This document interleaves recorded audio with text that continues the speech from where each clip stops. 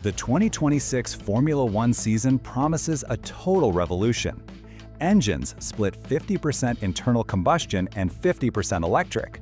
100% sustainable fuels, active aerodynamics. It's a scenario that excites any fan. But in the midst of this enormous promise, a German giant might be starting this new era on the wrong foot, and in a very worrying way. Audi, preparing to take over Sauber completely and enter as a factory team, is at the center of rumors that are setting off red alerts in Ingolstadt. Reports circulating in the European press, specifically in the Italian edition of motorsport.com, indicate that Audi's new power unit could be significantly behind Mercedes. And we're not talking about a small difference, the kind you adjust with mapping. We're talking about a deficit that could exceed 30 horsepower.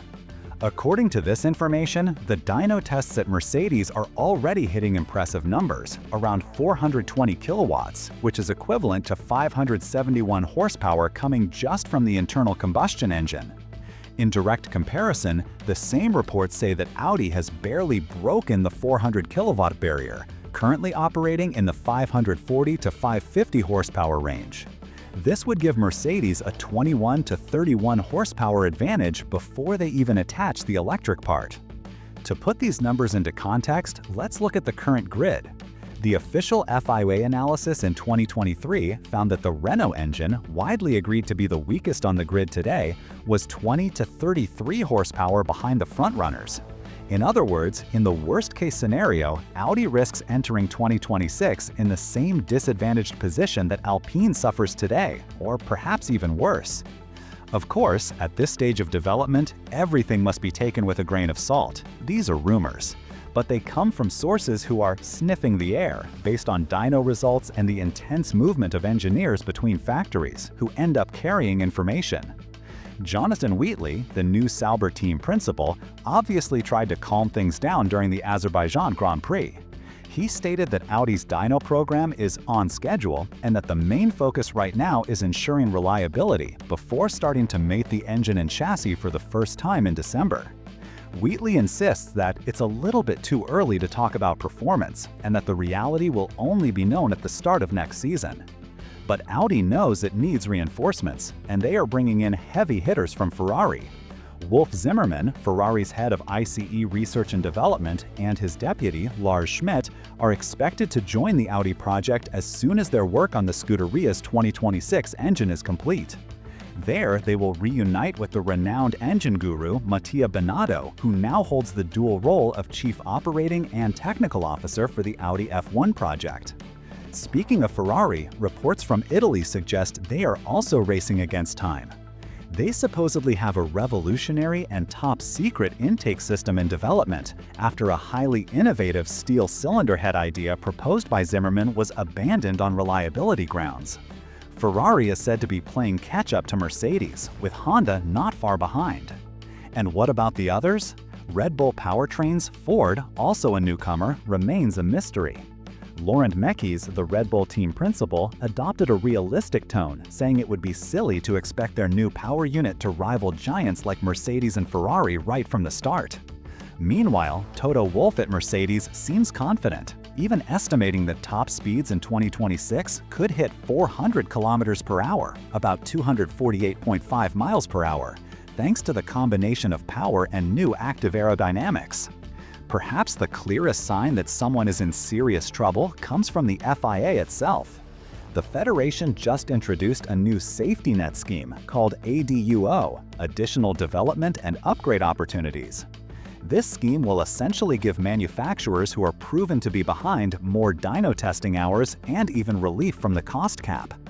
The FIA wouldn't create this unless it knew that at least one manufacturer, and many point to Audi, is a long way behind and needs help to avoid compromising the show in 2026. This is the massive complexity of the new engine era.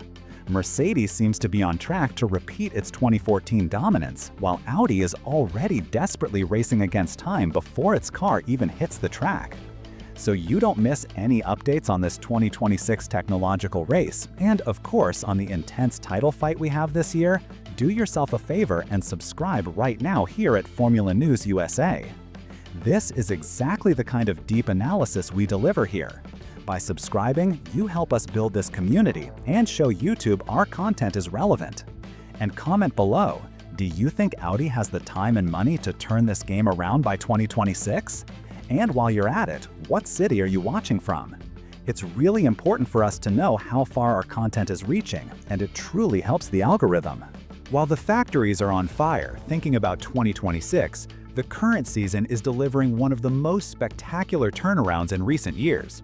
Anyone who thought the championship was decided in McLaren's favor after the summer break underestimated the resilience of Max Verstappen and Red Bull.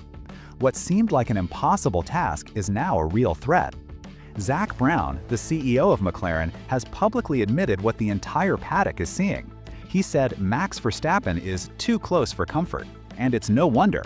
Just 4 rounds ago at the Dutch Grand Prix, Verstappen was an unbelievable 104 points behind the championship leader Oscar Piastri. Today, that gap has plummeted to just 40 points. With 5 rounds left, McLaren, which was once managing the championship, is now looking nervously in its mirrors. The situation is so tense that Zak Brown was asked about the possibility of McLaren finally choosing one of its drivers to focus on the fight against Max. After all, Oscar Piastri and Lando Norris are separated by only 14 points. But Brown was emphatic: the team will not interfere. "We'll continue to evaluate on a race-by-race basis," he said. "Where we sit right now, we're going to give both drivers equal opportunity to try and win the Drivers' Championship." McLaren is betting that keeping the internal fight fair is the best path, even at the risk of Verstappen stealing the title from both of them. And Red Bull knows the momentum is theirs. Helmut Marko confirmed what McLaren feared most: the RB21 has not stopped evolving. "We still have something up our sleeve. I don't know exactly when it will come," revealed the Red Bull advisor. The last major update, the floor introduced in Monza, was fundamental to Verstappen's incredible streak, scoring 101 of the last 108 possible points.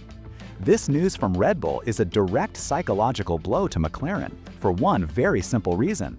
The Woking team confirmed they will not bring any more updates. Andrea Stella, the team principal, was clear after the United States GP. "When it comes to new upgrades, new parts, then this will not happen for the rest of the season." McLaren will contest the final 5 races with the MCL39 exactly as it is now. So, we have a clear scenario. Red Bull continues to push development in 2025, while McLaren has already shut down its factory to focus on 2026. Helmut Marko, with his usual provocation, jabbed at his rival. "You can see now that McLaren no longer has this lightness. Piastri also had a harder time. I hope it stays that way." Marko also highlighted Verstappen's form. "There is no longer a track where we haven't been competitive, and if we are, it's Max who makes the difference." And with rain forecast for the Mexican Grand Prix, Marko was direct. "That means absolute Verstappen time." Verstappen himself, who spent months saying the title was unrealistic, has now changed his tune. After dominating the weekend in Austin, he finally admitted, "For sure, the chance is there." But he knows there is no margin for error.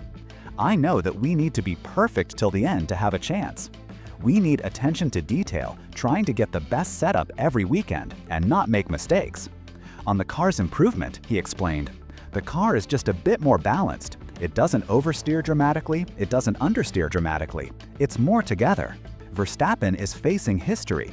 He already holds the record for the biggest comeback in modern F1, when he erased a 46-point gap to Charles Leclerc in 2022. If he manages to overturn 104 points, it will be monumental. But in the midst of all this excitement, Fernando Alonso stepped in to throw a bucket of cold water on the momentum narrative. Fernando Alonso, perhaps the most experienced driver on the grid, gave a true reality check to anyone who believes the title is already swinging Verstappen's way. While the paddock discusses the psychological edge, with Toto Wolff suggesting Max, as the underdog, has a mental advantage and that Lando Norris looked tricky in his decisions in Austin, Alonso disagrees. Asked if Verstappen was already in the heads of the McLaren drivers, Alonso's answer was direct: "No, I don't think so." For him, the scenario changes day by day, not even weekend by weekend. Alonso painted a very clear picture. There is a feeling that there is a championship, and then, maybe tomorrow, Lando wins with 30 seconds, and Oscar is second, and then Max has no chance, because the car is not really up to speed. The Spaniard's conclusion is pragmatic. Max's performance is great, but ultimately the car, from now to Abu Dhabi, will dictate who wins. This view, focused purely on the machine, is exactly what Red Bull is trying to prove. Verstappen himself, after months of downplaying his chances, finally admitted in Austin that, for sure, the chance is there. However, he knows Red Bull needs 5 perfect weekends. It's super close, and just attention to detail will make the difference, said the 4-time champion. When asked if the Verstappen from the Dutch GP, who was 104 points behind, would have believed this, he was honest. No, I would have told him he was an idiot. But yeah, we found a good way with the car. We just understood our car a bit better. And that understanding of the current car is, ironically, Red Bull's key to the 2026 revolution. While the team fights for the 2025 title, it is also developing its first ever power unit, the Red Bull Powertrains Ford. Max Verstappen recently commented that, despite the rules being completely new, he doesn't feel 2026 is an entire fresh start. Laurent Mekies, the Red Bull team boss, publicly agreed with his driver, and his explanation gives us a fascinating insight into how top teams operate. Mekies said, "It is a clean sheet from the point of view of designing a car and obviously designing a PU. But it remains the fact that you will use the same people, the same methodology, the same process, the same tools to go and design that car." Mekies revealed that it was crucial for Red Bull to unlock the potential of the 2025 car, even though the regulations will die, to understand the limitations of their own tools and processes. According to him, the team pays a little bit of time spent on 2026 cars, but in return, you go into it with a bit more confidence in your own methodologies. In other words, for Red Bull, the learning about data correlation and car sensitivity in 2025 is a direct investment in getting the 2026 project right. But while teams worry about the security of their designs and the secrecy of their developments, some extremely serious news about digital security has shaken the Formula One paddock. It was revealed that hackers briefly had access to the personal data of hundreds of drivers, including Max Verstappen, after a shocking security breach on the FIA's portal. We are talking about access to passport numbers, personal contact details, resumes, and even super licenses. The flaw was exposed by a user on X, Gal Nagli, who, along with 2 colleagues, decided to investigate the security of the whole ecosystem of the FIA. The most stunning part is how they did it. They didn't conduct a complex attack, they simply exploited a basic vulnerability. The trio created a regular driver page on the FIA's driver categorization portal and then tested a theory. They sent a command to the server requesting to become administrators of the portal. And the system, without checking if they had authorization, simply accepted. With full admin access, Gal Nagli and his colleagues could access the personal data of every driver in the system. For the sake of it, as he described, they decided to look up Max Verstappen. They were able to view the 4-time champion's passport, his driver's license, and other confidential information. The crucial point, which must be clarified, is that these were not malicious hackers. They were in fact security researchers, known as ethical hackers. The intention was never to steal or leak the data, but rather to expose the system's vulnerability. Gal Nagli himself made a point to insist on an important clarification. We did not download or save any passports or sensitive personal information. We validated the vulnerability existed, took screenshots for proof, and immediately stopped testing. They then did what security researchers do. They contacted the FIA. We worked with the FIA to promptly fix the issue, he explained, praising the Federation's team for the rapid response and taking the matter seriously. The flaw was a known bug called mass assignment, where the server simply trusted the command sent by the user to become an admin without performing the necessary check to see if that account actually had administrator rights. The FIA, in turn, was forced to issue a statement. A spokesperson said, "The FIA became aware of a cyber incident involving the FIA driver categorization website over the summer. Immediate steps were taken to secure drivers' data, and the FIA reported this issue to the applicable data protection authorities." The federation also confirmed that it has notified the small number of drivers impacted by this issue and assured that no other FIA digital platforms were impacted. Although the FIA claims to have invested extensively in world-class cybersecurity measures, this isn't the first time the entity has been targeted. Last year, the federation suffered another attack, where hackers gained access to several email accounts through phishing attacks, although the full extent of that data breach was never fully revealed. This flaw exposes a worrying fragility behind the scenes of a sport that moves billions and is obsessed with secrecy and security, whether it's driver data or the industrial secrets of the 2026 engines. From the engine tech war to the championship turnaround to the security failures off the track, one thing is clear: Formula One is relentless on all fronts. Audi has a mountain to climb in 2026, and McLaren must find a way to stop the Max Verstappen runaway train with no new parts if it wants to save the 2025 championship. And we, here at Formula News USA, will be covering every second of this journey. If you enjoyed this complete analysis and want to keep getting in-depth F1 news without the superficial fluff, this is your place. Since our channel isn't monetized, the only way we grow is through your support.